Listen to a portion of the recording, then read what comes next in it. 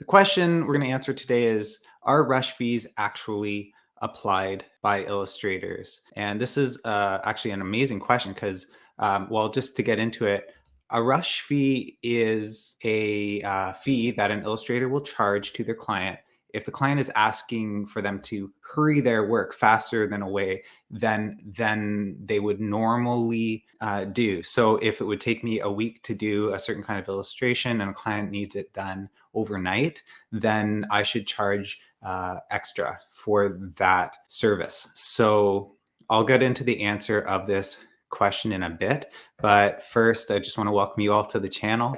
And it's nice to see more and more people come in and subscribe. I'm up over 8,000 subscribers now, which is amazing. Thank you so much. I have an audacious goal of adding another 22,000 subscribers by the end of 2022.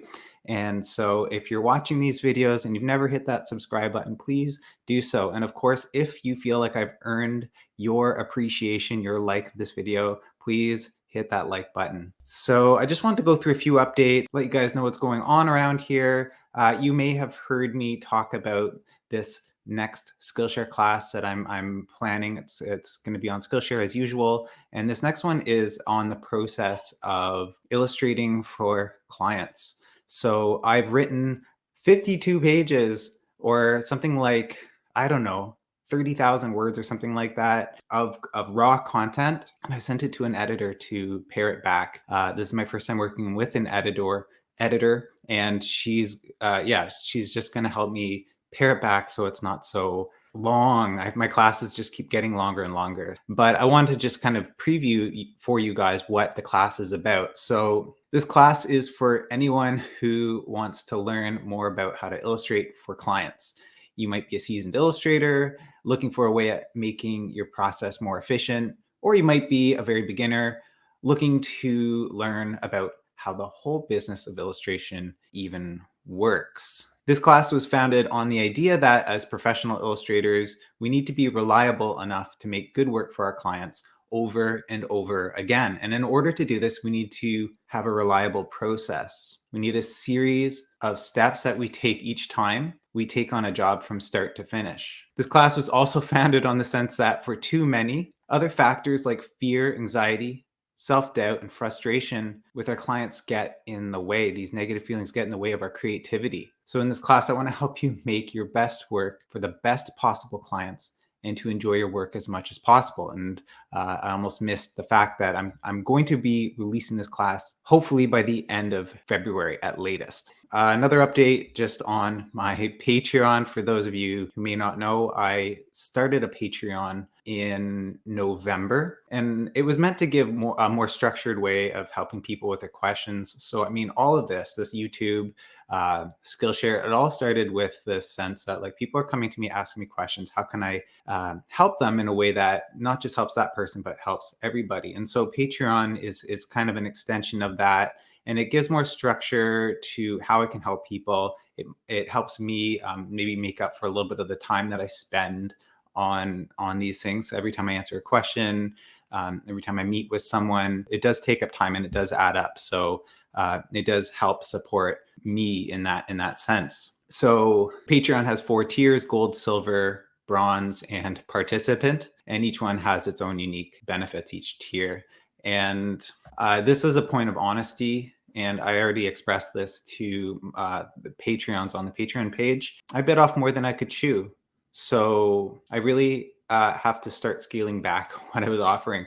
So the core benefits for each level, gold, silver, and bronze particularly, will remain. Yeah, I'm just working on streamlining Patreon. Those changes will come in January. I also put more limits on how many people can join at those 3 top tiers.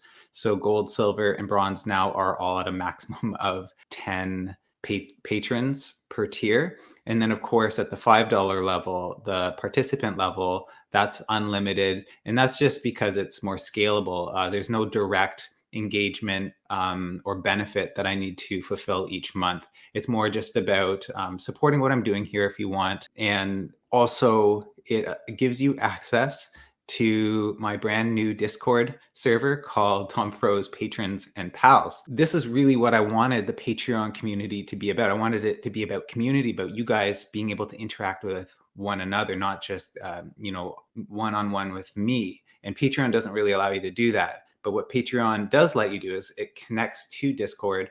Long story short, Discord is basically a community forum where you can engage with one another, ask questions, and it can be a lot more driven by the community rather than just always managed by me. So I'll leave an invite, a link to the Discord server in the show notes today.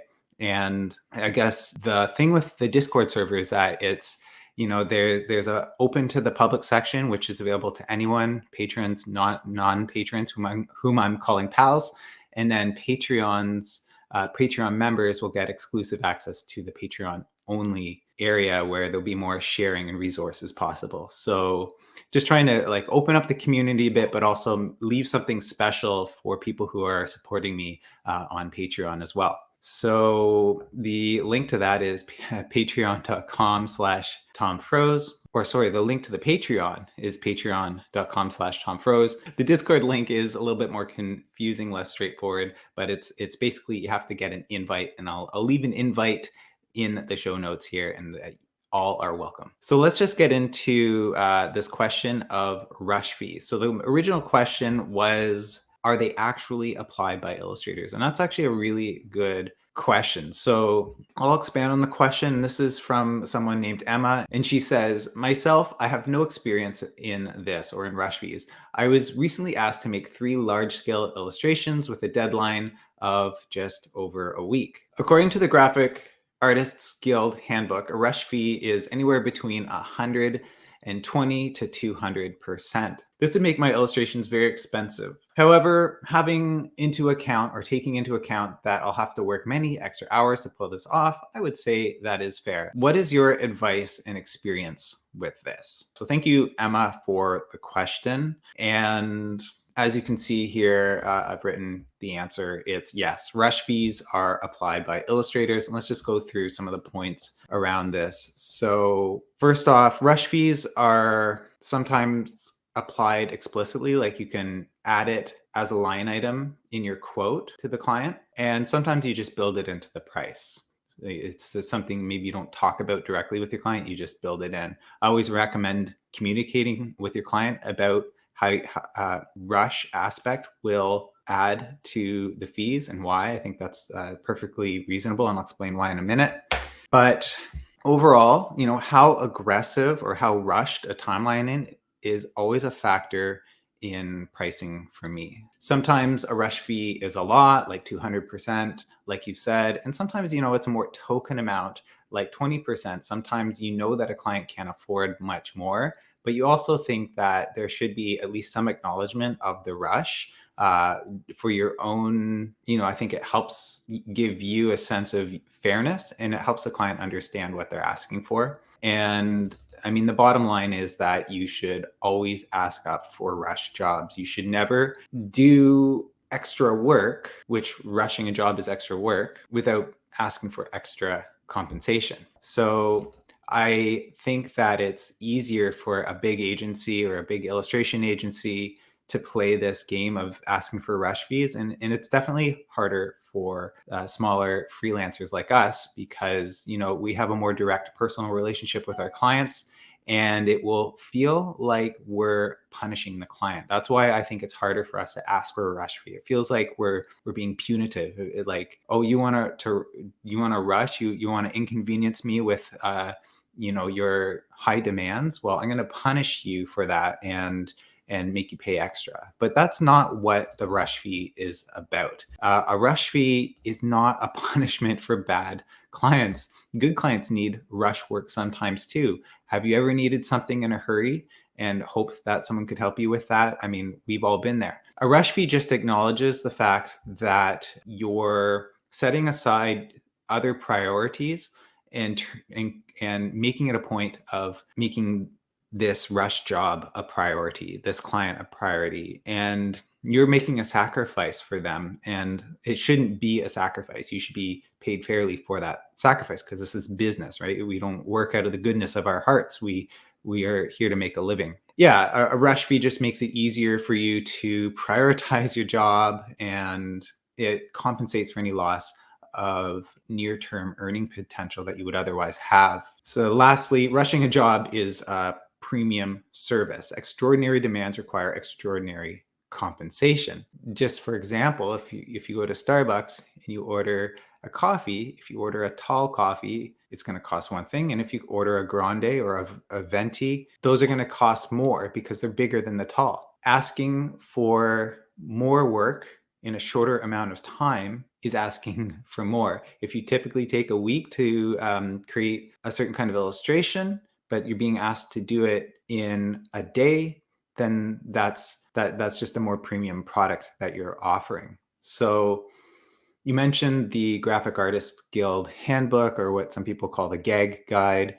It's a great reference. I have it. I swear by it. I recommend it to others. It's a good reference, but it's not the law.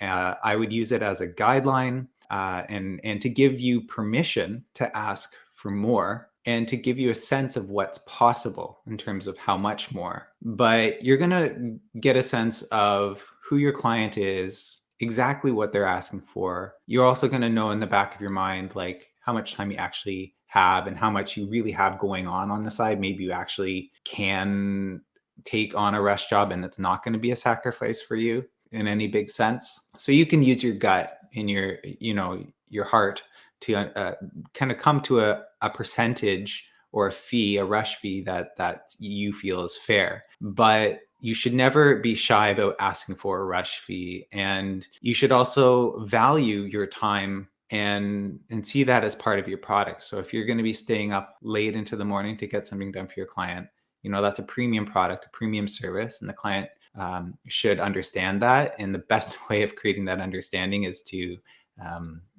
have them pay a little extra for it, or a lot extra. And the bigger the client, the bigger the rush fee. Usually the bigger the client, not only can the fees be bigger, but your expectations around what you can ask when they're asking for more can just scale up accordingly. So yeah, thanks, Emma, for your question. And yeah, I think it's a good question, because there is a lot of talk about charging rush fees, but does anyone actually do it? I mean, a similar question is the late payment fee. Like, does anyone ever charge a late payment fee when your client doesn't pay within 30 days or however long you set on your invoice? That's a little bit of an extra question, but these are the things that we say we do, but then enforcing them with our clients can be difficult because we feel like we're punishing our clients.